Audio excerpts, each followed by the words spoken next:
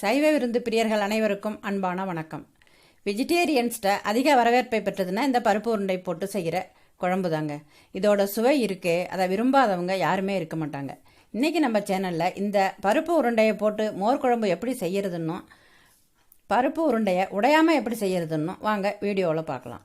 அதுக்கு முன்னாடி நம்ம சேனலை சப்ஸ்கிரைப் பண்ணலன்னா உடனே சப்ஸ்கிரைப் பண்ணிவிடுங்க. வாங்க வீடியோக்குள்ளே போகலாம். இன்றைக்கி நம்ம சேனலில் பருப்பு உருண்டை போட்டு மோர் குழம்பு வைக்க வரோம். முன்னாடி மோர் குழம்புக்கு தேவையான பொருட்களை பார்ப்போம். 1/2 லிட்டர் தயிர் உரக்குத்தி கரண்டியால் கலக்கி வச்சுருக்கேன். இதை மற்ற போட்டு கொஞ்சம் சிலிப்பி வச்சுக்கணும். அப்படியே போட்டால் திப்பி திப்பியாக இருக்கும். அதனால் லேசாக ஒரு மற்ற போட்டு லேசாக ஒரு சிலிப்பிட்டு அதை வச்சுக்கணும். 1/2 ஸ்பூன் ஜீரகம், 1 ஸ்பூன் மல்லி. இதை 1 மணி நேரம் முன்னாடி ஊற வச்சு எடுத்து வச்சிருக்கேன்.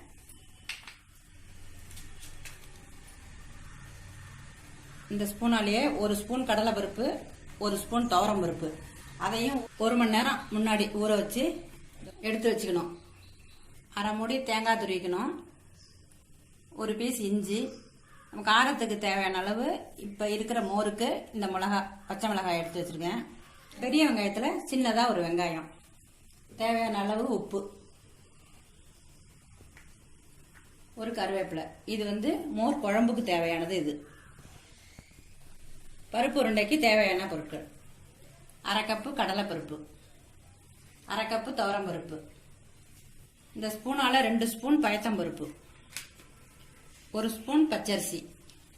கடலைப்பருப்பு, துவரம்பருப்பு, பயத்தம்பருப்பு, பச்சரிசி 4ஐயும் சேர்த்து ஒரு 2 மணி நேரம் முன்னாடி ஊற வச்சு இதோ எடுத்து வச்சிருக்கேன். காரத்துக்கு 3 பச்சை மிளகாய், கருவேப்பிலை கொத்து 1, ஜீரகம் நச்சீரகம் ஒரு 1/2 ஸ்பூன் வச்சிருக்கேன். நீங்கள் பிடிச்சதுன்னு சொன்னால் பெருஞ்சீரகம் போட்டுக்கலாம். 1/2 மூடி தேங்காய் மூடி, தேவையான அளவு உப்பு, இஞ்சி கொஞ்சம், வெங்காயம் கொஞ்சம். முதல்ல மோர் குழம்புக்கு நம்ம ரெடி பண்ணிக்கிறோம். ஜீரகம் கொத்தமல்லி 2 ஊறினதை மிக்சியில் போட்டுக்கிறோம். இந்த பச்சை மிளகாயும் போட்டுக்கிறோம். இஞ்சி, தேங்காய், பருப்பு, ஒரு துவரம் பருப்பு, கடலைப்பருப்பெல்லாம் ஊற வச்சது,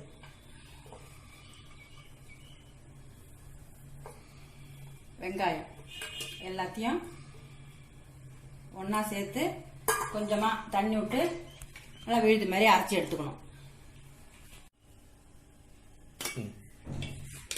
மோர் குழம்புக்கு தேவையானதை இப்போ அரைச்சாச்சு.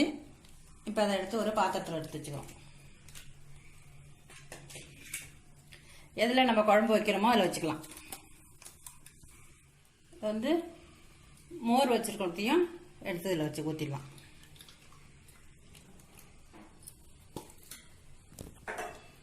தேவையான அளவு இந்த குழம்புக்கு தேவையான அளவு உப்பு வச்சிருக்கேன், அதையும் போட்டுக்கிறேன். ஒரு 1/4 ஸ்பூன் மஞ்சத்தூளும் போட்டுக்கிறேன்.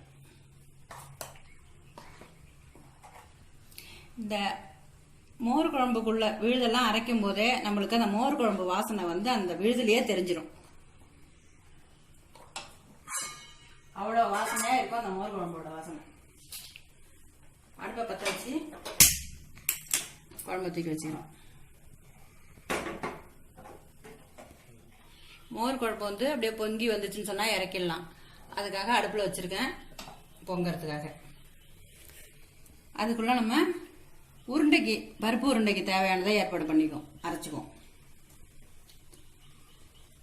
மிளகாய், பருப்பெல்லாம் ஊற வச்சது, ஊற வச்ச பருப்பு வகைரெல்லாம் அதில் போட்டிருக்கேன். கருவேப்பிலை, வெங்காயம், நச்சீரகம்,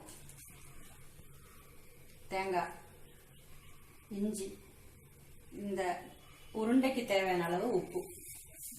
ஏன்னா குழம்புல போட்டுட்டோம். இந்த உருண்டைக்கு தேவையான அளவு உப்பு கொஞ்சம் குறைச்சலாக போட்டுக்கணும். ஏன்னா குழம்புல ஊறுறதுனால அந்த உப்பு வேற ஏறும். அப்படிங்கிறதுனால இதில் போடுற உப்பை கொஞ்சம் குறைச்சி போட்டுக்கணும். இதை நல்லா கெட்டியாக அரைச்சி எடுத்துக்கணும், தண்ணி விடக்கூடாது. அரைச்சாச்சு. இது நல்லா கெட்டியாக உருண்டை அளவுக்கு அரைச்சாச்சு. இதை வந்து ஒரு பாத்திரத்தில் எடுத்து வச்சுக்கிறேன்.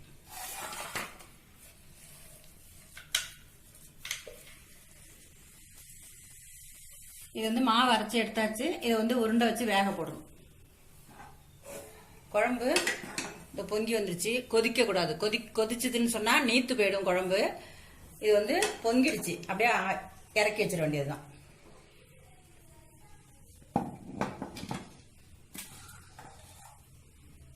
மூடி வச்சிருக்கோம். எண்ணெய் சட்டியில பெரிய இது வந்து ஒத்த தட்டு வச்சு இட்லி ஊத்துறாப்புல ஒரு அலுமினிய சட்டி வச்சிருக்கேன். அதுல வந்து இட்லி தட்டுல துணியை போட்டு அடுப்புல வச்சிருக்கேன். இப்ப வந்து தேவையான அளவு உருண்டிக்கலாம். மூடி 10 நிமிஷம் வேக விட்டுக்கணும்.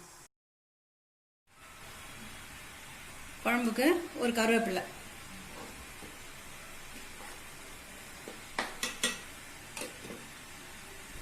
உருண்டை வெந்திருக்கும். திறந்து எடுக்கிறோம்.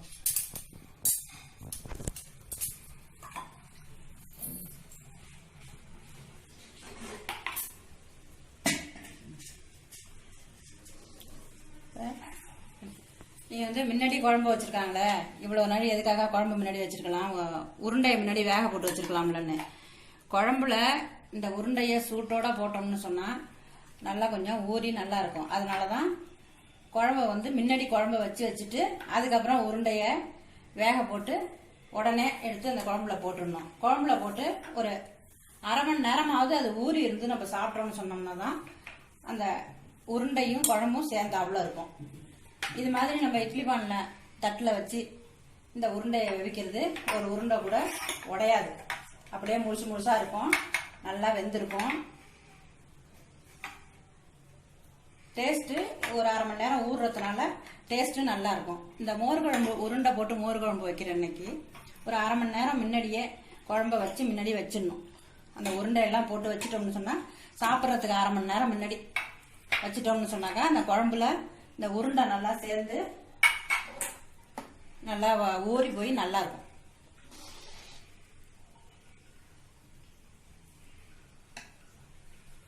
குழம்பு ரெடி ஆயிடுச்சு. இப்ப இதுக்கு தாளிச்சு போடணும்.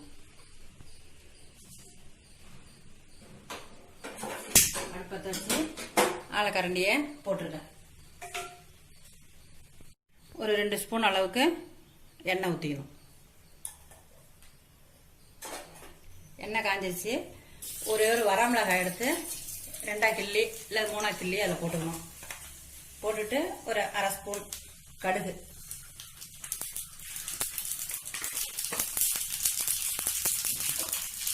மிளகாய் காந்தாம கடுகு வெடிக்க விட்டு எடுத்துல ஊற்றிட வேண்டியதுதான்.